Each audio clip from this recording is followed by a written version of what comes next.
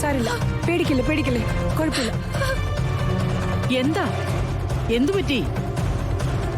എന്താ എല്ലാവരും ഇങ്ങനെ പേടിച്ചു വന്ന് നിൽക്കുന്നേ? അത് മുത്തശ്ശി, ഞാൻ നിങ്ങളെ വിളിച്ചു പറഞ്ഞതല്ലേ, എന്നിട്ട് അനുസരിക്കാൻ നിങ്ങൾക്ക് തോന്നിയില്ലല്ലോ.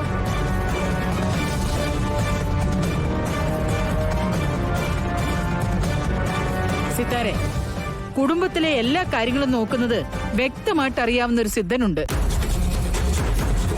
ഞാൻ ഇന്ന് അദ്ദേഹത്തെ കണ്ടിരുന്നു. നവീനും ഗാഥയ്ക്കും ചില ദോഷങ്ങളുണ്ട്.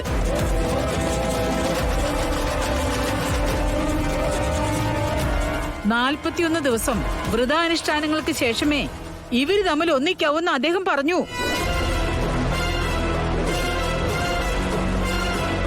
ആ നിമിഷം തന്നെ ഞാൻ ഇവരെ രണ്ടുപേരെയും വിളിച്ചു പറഞ്ഞതാ.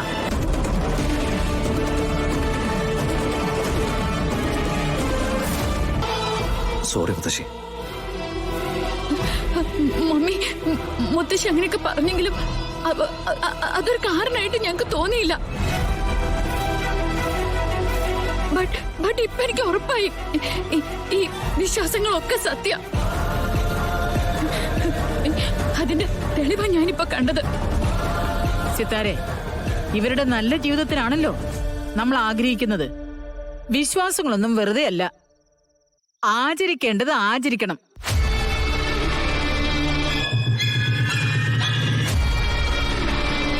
ഗാഥമോള് 41 ദിവസം അതികഠിനമായ ചില വ്രതങ്ങൾ നോക്കണം.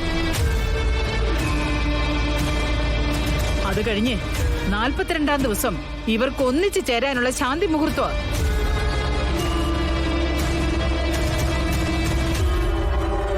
ഇതിലൊരു മുടക്കം വരുത്താൻ ആരും ശ്രമിക്കരുത്.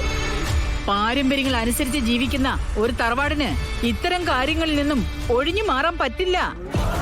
മനസ്സിലായോ? എന്നിട്ടും കളരിക്കൽ തറവാടിന്റെ സർപ്പശാപത്തിന്റെ കഥ പറയാനായിട്ട് ഇവര് തയ്യാറല്ല.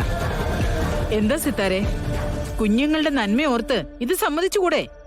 എനിക്ക് പൂർണ്ണ സമ്മതമാണ്.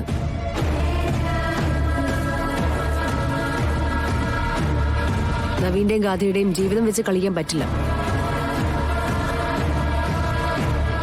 നിങ്ങൾ പറഞ്ഞ ചടങ്ങുകളെല്ലാം നടക്കട്ടെ. അത് കഴിഞ്ഞിട്ട് മതി ഇവര് തമ്മിൽ ഒന്നിച്ചു ചേരുന്നതൊക്കെ.